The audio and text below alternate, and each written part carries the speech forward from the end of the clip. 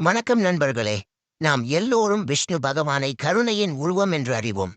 அவர் உலகத்தையே காத்து வரும் சக்தி, எல்லா உயிர்களையும் நேசிப்பவர். ஆனால் ஒரு நாள் ஒரு முனிவர் அவரை கோபத்தில் உதைத்தார். இதை கேட்டதும், யார் அந்த முனிவர், ஏன் அவர் விஷ்ணுவின் மார்பில் உதைத்தார் என்பது உங்கள் மனதில் வரலாம். இந்த கதையின் உண்மை அர்த்தம் மிக ஆழமானது. இந்த கதையை முழுமையாக புரிந்து கொண்டால் உங்கள் வாழ்க்கைக்கும் முக்கியமான பாடமாக இருக்கும். அதனால் கதை முடியும் வரை கவனமாக கேளுங்கள். திரிமூர்த்திகளை பரிசோதிக்க தீர்மானித்த முனிவர்கள் பண்டைய காலத்தில் முனிவர்கள் ஒரு முக்கியமான முடிவுக்கு வந்தனர். அவர்கள் யோசித்தார்கள், இந்த உலகத்தில் எந்த தெய்வம் உண்மையாகவே மிக உயர்ந்தவன்? இதன் பொருட்டு 3 தலை சிறந்த முனிவர்கள் கிருகு, புலஸ்திய, அங்கீரசர் திரிமூர்த்திகளை பரிசோதிக்கப் போனார்கள். பிரம்மா படைப்பின் கடவுள், சிவன் அழிவின் கடவுள், விஷ்ணு காப்பாற்றும் கடவுள். இவர்களில் யார் உண்மையாகவே கருணையின் மூர்த்தி? யார் சகிப்புத்தன்மை மிகுந்தவன்? யார் பக்தர்களை மிக உயர்வாக மதிக்கிறான்? இதற்கான பதிலை பெற முனிவர்கள் முதலில் பிரம்மா லோகத்திற்குச் சென்றனர். பிருகு முனிவர் பிரம்மா லோகத்திற்குச் செல்லும் தருணம், சத்தியலோகத்திற்கு வந்த பிருகு முனிவர் பிரம்மா தனது மனைவியான சரஸ்வதியுடன் அமர்ந்திருந்தார். அவர்கள் வானத்தில் வேதங்கள் பற்றி பேசிக் கொண்டிருந்தனர். பிருகு முனிவர் பிரம்மாவை அழைத்தார். ஆனால் பிரம்மா அவரது அழைப்புக்கு கவனிக்கவில்லை. பிருகு முனிவர் மீண்டும் அழைத்தார். ஆனால் பிரம்மா தன்னுடைய தன்மையில் இருந்தார். அவருக்கு தன்னுடைய படைப்புகளே முக்கியம். பக்தர்களை நேரில் சந்திப்பதற்கும் அவர்களுக்கு கருணை காட்டுவதற்கும் அவர் முக்கியத்துவம் கொடுக்கவில்லை.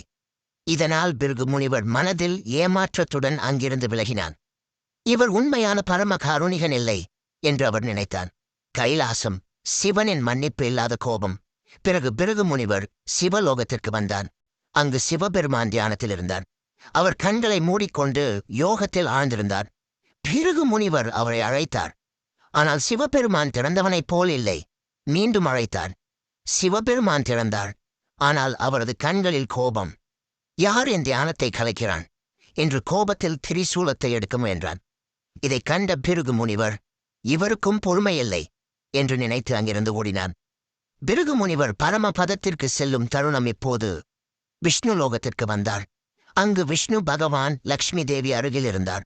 அவர் ஒரு அற்புதமான படுக்கையில் அமைதியாக இருந்தார். பிருகு முனிவர் வந்ததும் விஷ்ணுவை அழைத்தார். ஆனால் விஷ்ணு கண்களை திறக்கவில்லை. அவர் எதற்கும் பதில் சொல்லவில்லை. பிருகு முனிவர் மிகவும் கோபமடைந்தார். இவருக்கு பக்தர்களைப் பற்றிய அக்கறையே இல்லையா என்று எண்ணினார். அந்த கோபத்தில தன்னுடைய காலால் விஷ்ணுவின் மார்பில் உதைத்தார். விஷ்ணு அதிகபட்ச சகிப்புத் தன்மையுடன் எழுந்தார். அவர் பிருகு முனிவரின் காலை பிடித்து மெதுவாக நசுக்கியார். அவர் சொன்னார், முனிவரே, உங்கள் காலில் எந்த பாதிப்பு ஏற்பட்டதா? உங்களை துன்புறுத்தி விட்டேனா? இந்த வார்த்தைகள் கேட்டவுடன் பிருகு முனிவர் அதிர்ந்து நின்றார். அவர் உணர்ந்தார், விஷ்ணுவின் பொறுமை, கருணை, அன்பு எல்லாவற்றையும் அவர் வணங்கி, மகா பகவான், உண்மையில் நீங்கள்தான் உலகின் மிக உயர்ந்த கடவுள் என்று புகழ்ந்து வணங்கினார். இந்த சம்பவத்தைக் கண்டு மகாலட்சுமி கோபமடைந்தார். அவர் சொன்னார், என் பிராணநாதனே, நீங்கள் எல்லாவற்றையும் பொறுத்துக் கொள்ளலாம். ஆனால் நான் பொறுத்துக் கொள்ள முடியாது. ஒரு மனிதன் உங்களை காலால் உதிக்கிறார். ஆனால் நீங்கள் அதை பொறுத்துக் கொண்டு விடுகிறீர்கள். அவரை மன்னித்து விட்டீர்கள். ஆனால் நான் அதை ஏற்க முடியாது. அவருக்கு மிகுந்த கோபம் ஏற்பட்டது. இவ்வளவு பெரிய அவமானத்தை நான் அனுபவிக்க முடியாது என்று கூறி மகாலட்சுமி பரமபதத்தை விட்டு வெளியேறி பூமிக்கு வந்துவிட்டார். விஷ்ணு மகாலட்சுமியை இழந்து மிகுந்த சோகத்தில் இருந்தார். அவள் இல்லாமல் என்னுடைய லோகம் அர்த்தமற்றது என்று எண்ணினார். மகாலட்சுமி பூமியில் வேளாள குலத்தில் பிறந்தார். அவர் பத்மாவதி என்ற பெயரில் வாழ்ந்து கொண்டிருந்தார்.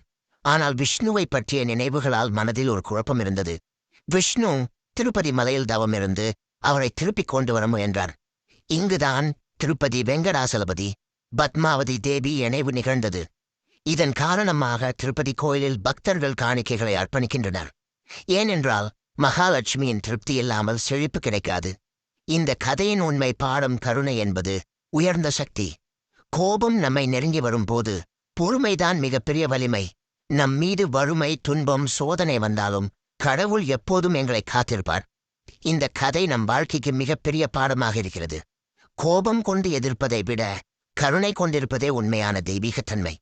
இந்த கதையை நீங்கள் ரசித்திருந்தால் உங்கள் நண்பர்களுடன் பகிர்ந்து கொள்ளுங்கள்.